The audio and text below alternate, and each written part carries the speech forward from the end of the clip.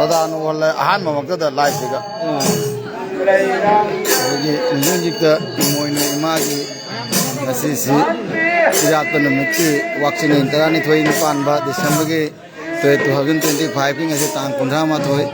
ani ki khodi lai kat pa matang do re ipai panching na lai kat pa lai Rasel Dada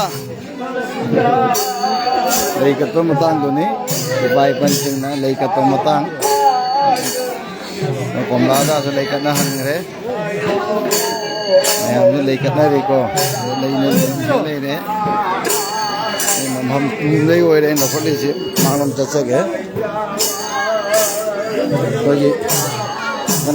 कनो दास वाला ये NCP की कोई local प्रीतम दास दादाओ आस्ते कोई इंग्लिश छना में ये थोड़ा ना रासेल का लोने अल्लाह ये ना रासेल का मुझे ले कत्तो की लेप भी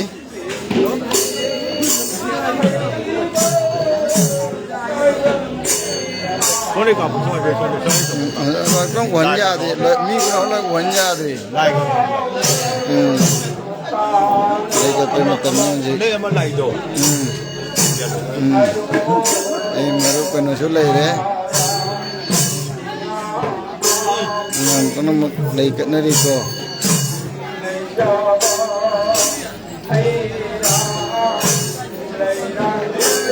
Pritam Das NCP Wai Sri Mongol Kendriyo Neta ni Ado Sri Mongol Lemon Moga Koi Kesana Mai Lai Sengi Thabak Thoram Kudingi Malai Yawi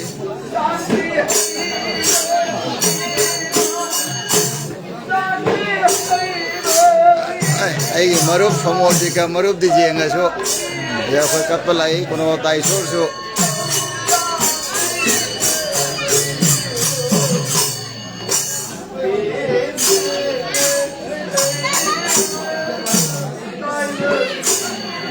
Ai betul lah from jagre ima from jagre jangan ro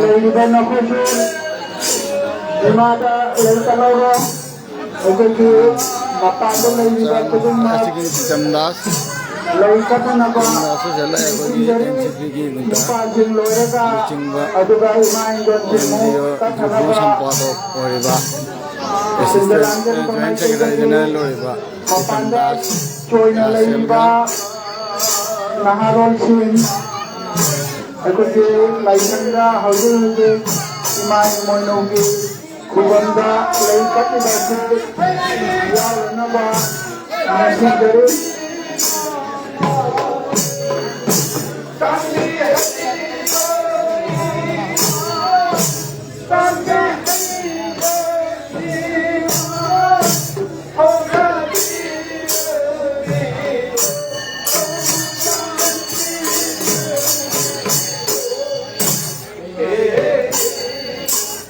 Noda, saya dulu jalo. Lay bani. Amma ni nga paira loy, mami ngi la hay paira loy.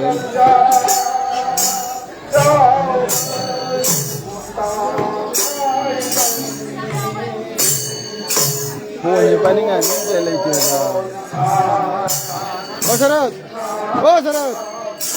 Sumina sarat ka.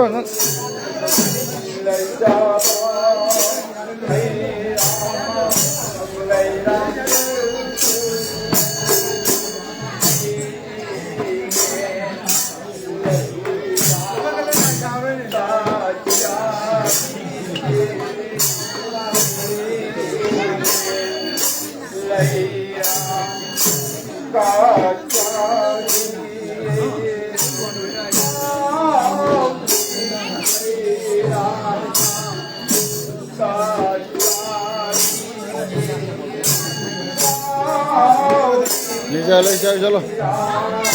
खागे लो नहीं तो कत्ब कलो ना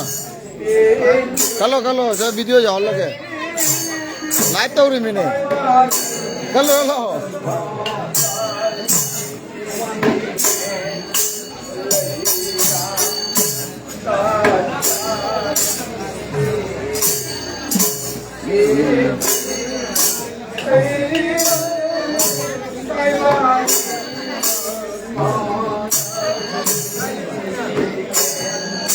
Bay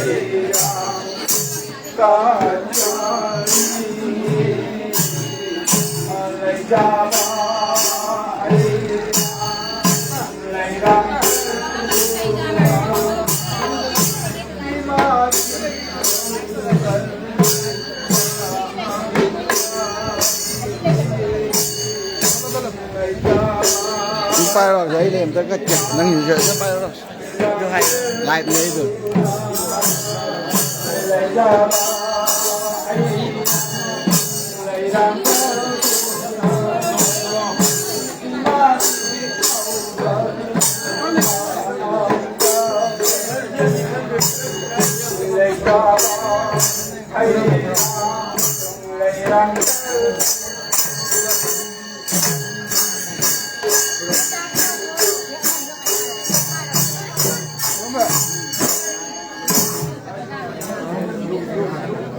Kaya ba?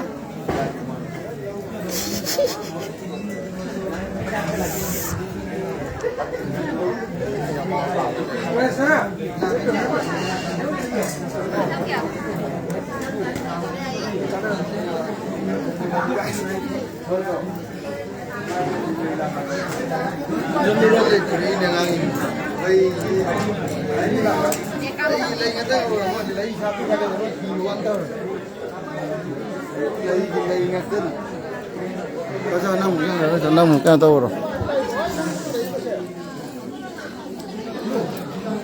assistant như cái này nồi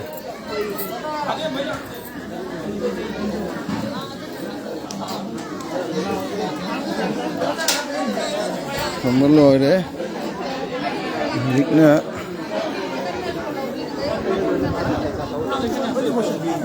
ấy chuyến thầm mà cái gì cả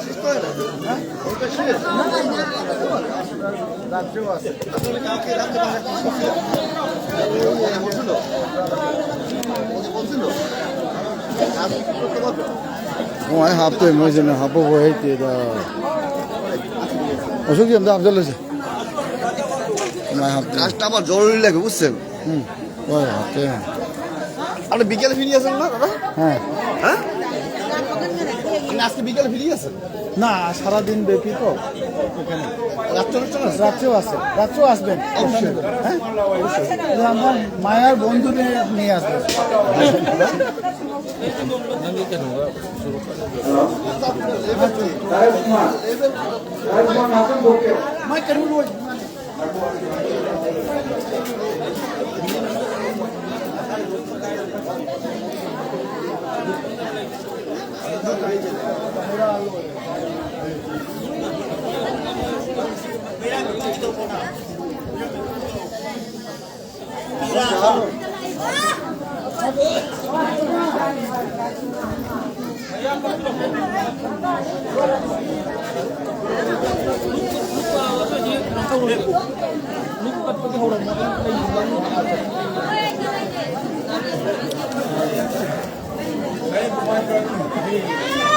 Maya biết nói cái không phải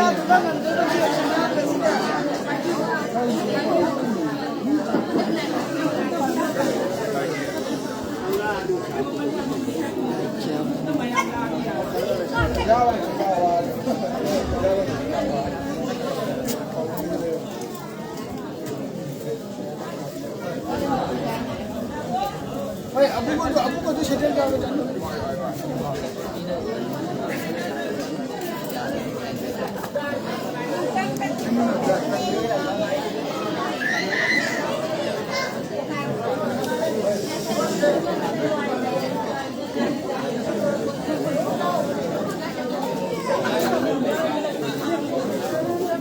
xâm thôi anh thôi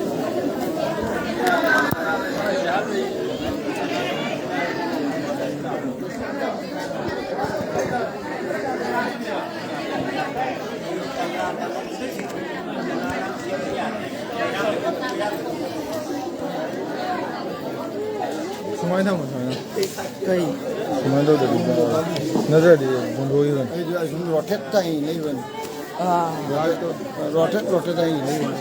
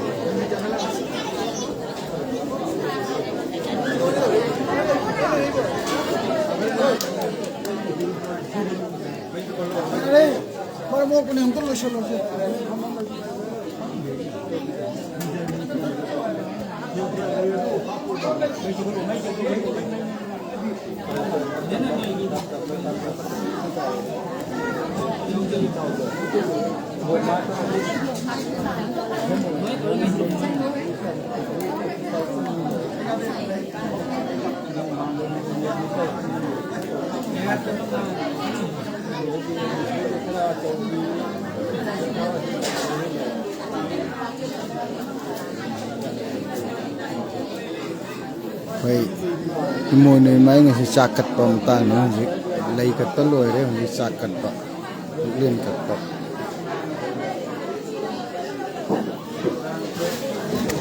ini apa lagi salai prinsipnya apa lagi sababati ini Rajkumar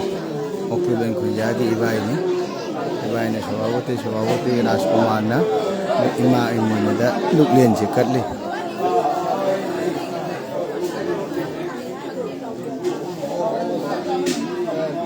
jadi apa lagi saya sini bata sampai so ungje sini tato saya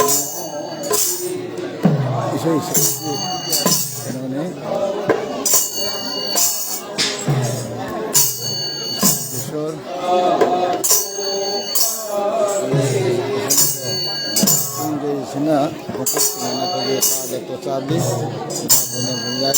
dari kena kaisam atau cabi. Tunggunya sina bagi work primary assistant professor inau. Kalau kita hana apa cara ini dalam ni kata aduna, ini mana ini ada. Saya sana sangat. Ini dulu nanti.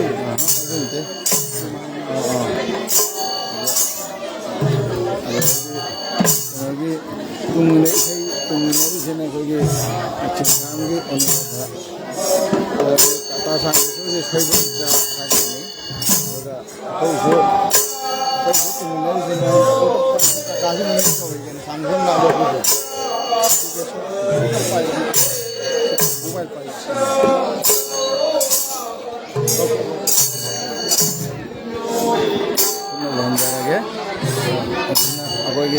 Rameshwar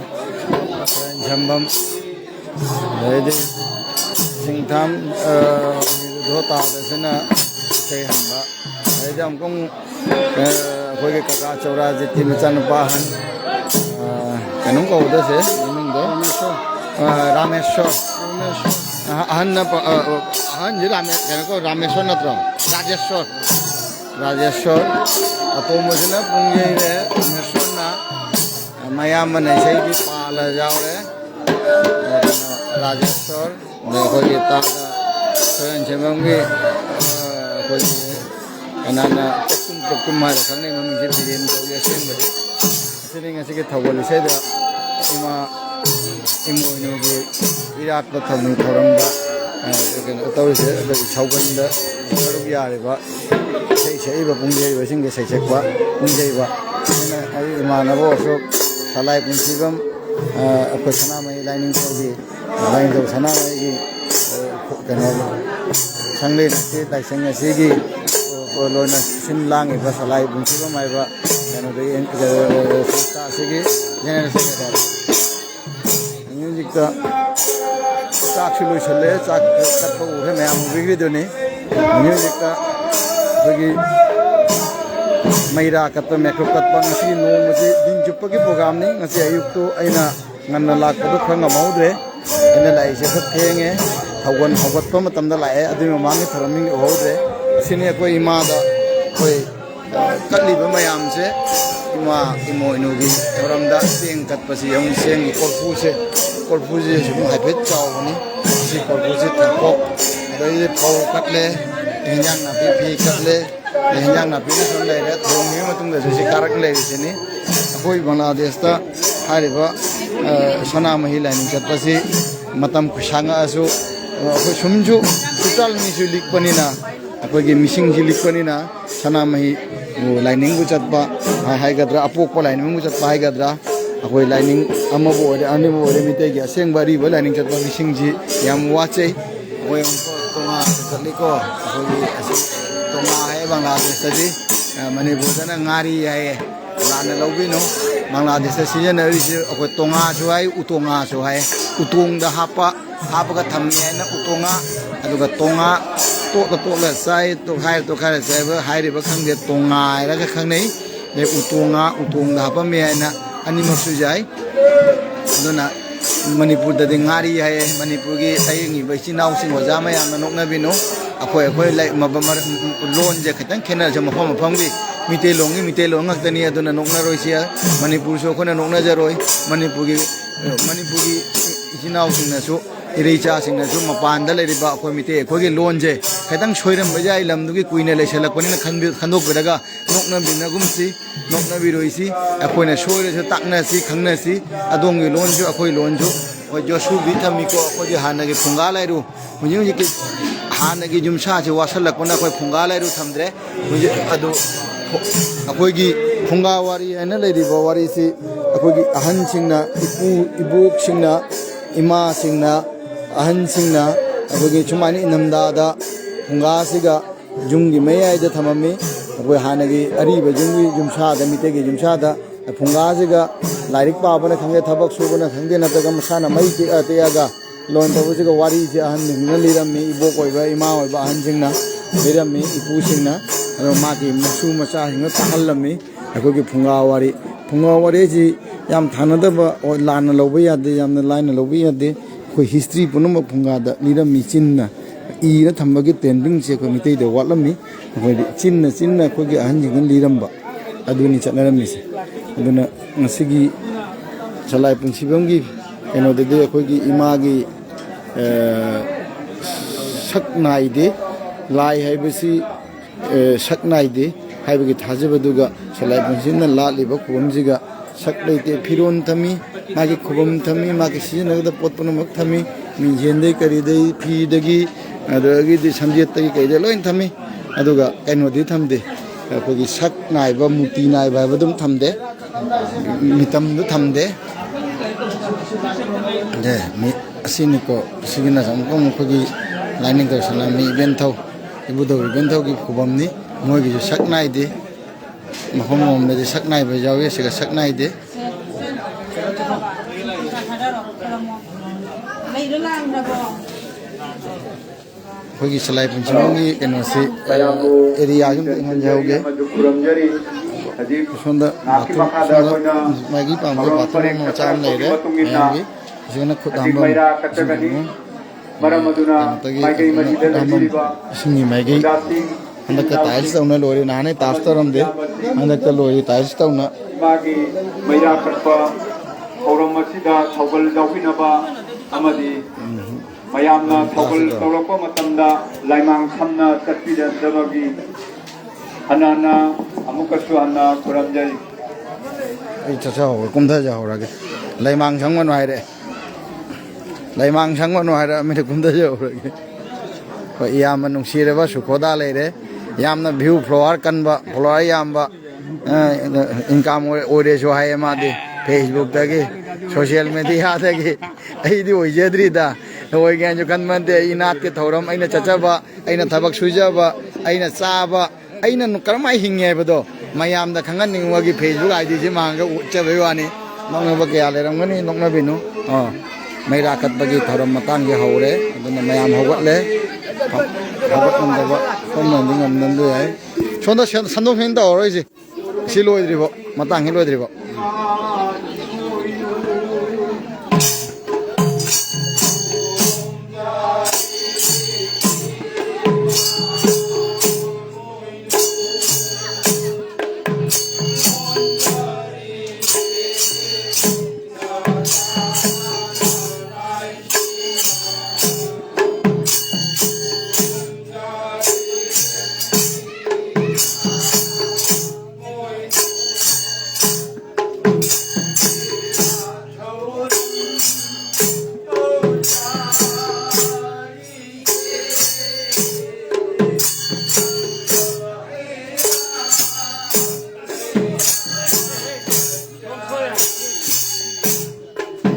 ꯇꯥꯛꯆꯔꯝꯕꯗꯣ ꯑꯩꯅ ꯃꯈꯣꯟꯁꯦ ꯑꯁꯤ ꯑꯋꯥꯡ ꯂꯥꯏꯁꯪꯁꯤ ꯑꯋꯥꯡꯗꯩ ꯈꯥ ꯑꯣꯜꯂꯤꯅꯤ ꯑꯗꯩꯗꯤ ꯑꯩꯈꯣꯏ ꯃꯥꯟꯗꯣꯞꯁꯤ ꯃꯑꯣꯡ ꯇꯥꯗꯦ ꯈꯔ ꯄꯤꯛꯏ ꯑꯍꯥꯟꯕ ꯁꯥꯗꯨꯅ ꯍꯧꯒꯠꯂꯛꯄꯗ ꯑꯁꯤꯅ ꯈꯥꯔꯣꯝꯗ ꯃꯈꯥꯔꯣꯝꯗ ꯑꯗꯩꯗꯤ ꯈꯨꯠ ꯍꯥꯝꯐꯝ ꯇꯦꯡꯀꯤꯒ ꯇ꯭ꯌꯨꯕꯋꯦꯜꯒ ꯂꯩꯔꯤꯁꯦ ꯄꯝꯞꯀ ꯂꯩꯔꯤꯁꯦ ꯑꯗꯩꯗꯤ ꯋꯥꯁꯔꯨꯝꯒ ꯂꯩꯔꯤꯁꯦ ꯃꯁꯤꯅ ꯅꯣꯡꯆꯨꯞ ꯑꯗꯨꯗꯒꯤꯗꯤ ꯂꯥꯏꯁꯪꯁꯤ ꯍꯟꯗꯛꯇ ꯀꯩꯅꯣ ꯁꯥ ꯂꯣꯏꯔꯤ ꯀꯔꯤ ꯍꯥꯏꯌꯦ ꯇꯥꯏꯜꯁꯦ ꯍꯟꯗꯛꯇ ꯍꯥꯞꯄꯅꯤ ꯃꯌꯥꯝ ꯇꯧꯅꯔ ꯑꯗꯩꯗꯤ ꯑꯁꯤꯒꯅ ꯑꯩꯈꯣꯏ ꯁꯪꯇꯞ ꯑꯃ ꯁꯥꯡꯅ ꯆꯠꯆꯔꯦ ꯅꯣꯡꯃ ꯅꯣꯡꯃ ꯃꯤ ꯍꯦꯟꯒꯠꯂꯛꯄꯅ ꯑꯗꯩꯗꯤ ꯌꯦꯡꯉꯨꯀꯣ ꯑꯁꯤꯁꯤꯒ ꯋꯥꯂꯤ ꯁꯪ ꯍꯥꯏꯒꯗ꯭ꯔꯥ ꯆꯥꯛ ꯊꯣꯡꯐꯝꯁꯤꯅ ꯂꯩꯔꯤꯁꯤꯅ ꯑꯩꯈꯣꯏꯒꯤ ꯂꯥꯏꯁꯪꯁꯤꯒꯤ ꯃꯦꯟ ꯂꯥꯏꯁꯪꯁꯤꯒꯤ ꯅꯣꯡꯄꯣꯛꯇ ꯃꯌꯥꯝ ꯆꯪꯐꯝ ꯀꯔꯤ ꯀꯔꯤ ꯆꯥꯛꯁꯨ ꯊꯣꯡꯕ ꯂꯣꯏꯁꯜꯂꯦ ꯆꯥꯛ ꯖꯥꯏꯕ ꯂꯣꯏꯁꯜꯂꯦ ꯃꯤ ꯃꯌꯥꯝ ꯇꯤꯟꯕꯁꯦ ꯋꯥꯠꯀꯗ꯭ꯔꯥ ꯍꯥꯏꯅ ꯑꯩꯈꯣꯏ ꯆꯐꯨ ꯑꯃꯨꯛꯀ ꯂꯣꯡꯈꯠꯂꯤꯕ ꯀꯩꯅꯣꯝ ꯇꯧꯔꯤ ꯑꯁꯤꯃꯗꯤ ꯂꯣꯏꯒꯗꯧꯕ ꯑꯣꯛꯀꯗꯧꯕ ꯃꯥꯜꯂꯤ ꯃꯌꯥꯝꯒꯤ ꯍꯦꯟꯖꯥꯡꯅ ꯊꯣꯡꯕ ꯂꯣꯏꯔꯦ ꯃꯊꯦꯜꯁꯨ ꯂꯣꯏꯔꯦ ꯑꯩꯈꯣꯏꯒꯤ ꯑꯩꯒꯥꯅ ꯀꯟꯅ ꯋꯥꯅ ꯇꯧꯔꯝꯃꯤꯁꯦ ꯑꯃꯨꯛ ꯑꯩꯒꯥꯁꯤ ꯂꯩꯇ꯭ꯔꯗꯤ ꯑꯩꯈꯣꯏ ꯑꯋꯥꯕꯤ ꯑꯣꯏꯔꯝꯗꯣꯏꯅꯤ ꯑꯌꯥꯝꯕꯒꯤ ꯁꯤꯒꯨꯝꯕ ꯊꯧꯔꯝꯒꯤ ꯆꯥꯛꯁꯦ ꯑꯩꯒꯥꯅ ꯎꯔꯦ ꯂꯣꯏꯄꯅ ꯑꯃꯨꯛ ꯍꯧꯖꯤꯛ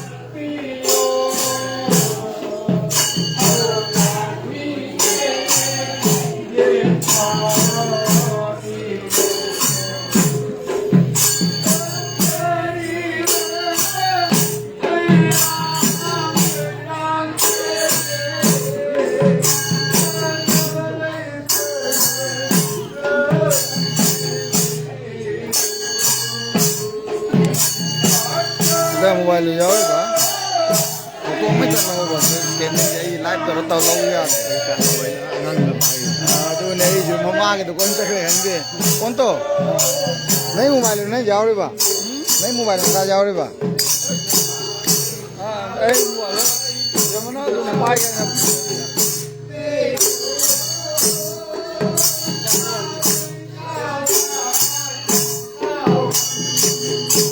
नेट का जाओ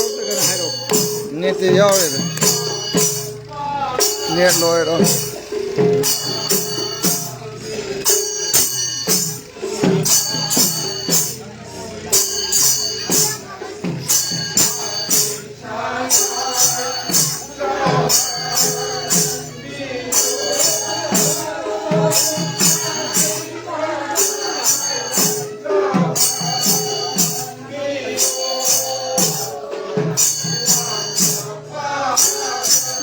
सेवारी अखोई गौरा लाइनिंग चलपगी थोरम खुदिंगी सेवारी होइबा कारेनु जिंग अजी अखोई इमा इमोइनु की थोरम दे जाऊं लेरमे प्रदीप दा लेरमे अमोल दा लेरे मरु समरजित लेरे दिजेन लेरे काका लेरे काका इंद्रजीत ताव हिरोन लेरमे नवोदा लेरे हम लोग ने मी जाए पे चंग सूरे पूरा मुझे पान लेरी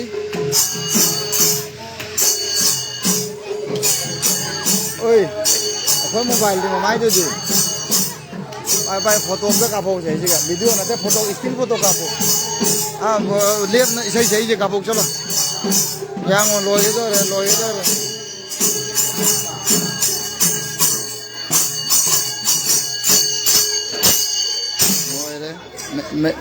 mấy ra cất bagi matang sai hello re imada mấy ra cất bagi matang loi re kaka basun mấy ra cất bagi matang loi re ma ada kya muali क्या वाली स्टेप क्या वाली काका कांतो फोन बगी थबक से पुनः मुझे कोई काका कांतो न तो ये माई अमाई बगी थबक है अमाई माई बाय ब्रा माई चौ बाय ब्रा कौन फोन में कोई बताओ इसे कोई इराद पीबा से कोई काका कांतो ऐसी काका इराद पीबा और इसे फोन में कोई जा इराद पीबा है मना इराद पीबा फोन में कोई बताओ बा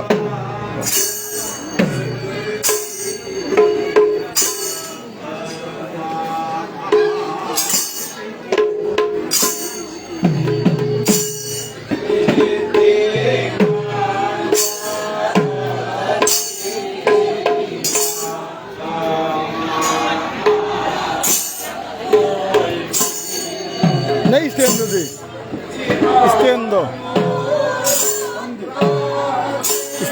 इधर में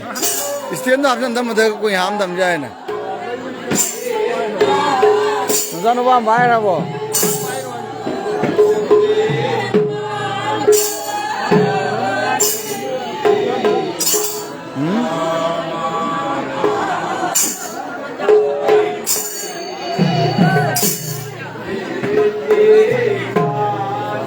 ने आइने आओ कौन बना देता वो ओ अच्छा उरंग मनी हाय उजे इचानुपी अखोई कल्पना दा अखोई इने ना केनोम हाय दोरी ने सनाना मचानुपी दा पाउजेंग रा पिदोरी हाय रोय ने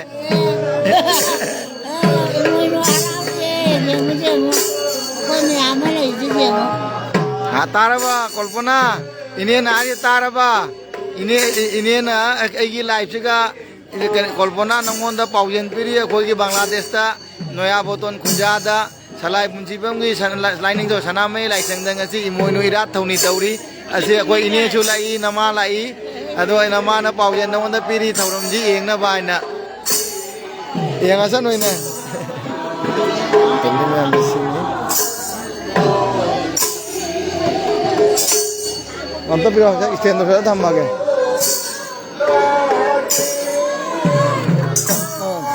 तो ई हो गए ना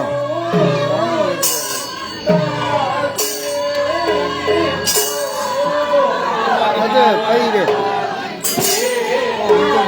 नहीं बैरी जी मैं को ना कई स्माइल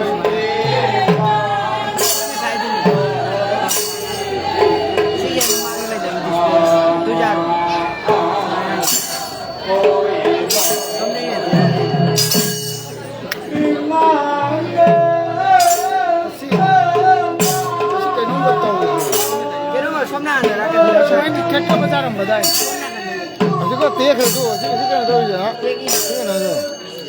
अच्छी शुमाई ना इधर तो अभी और तो इधर ना तो ओना इधर ना तो कभी नोमो मारना फिल्म कम ना अच्छी शुमाई ना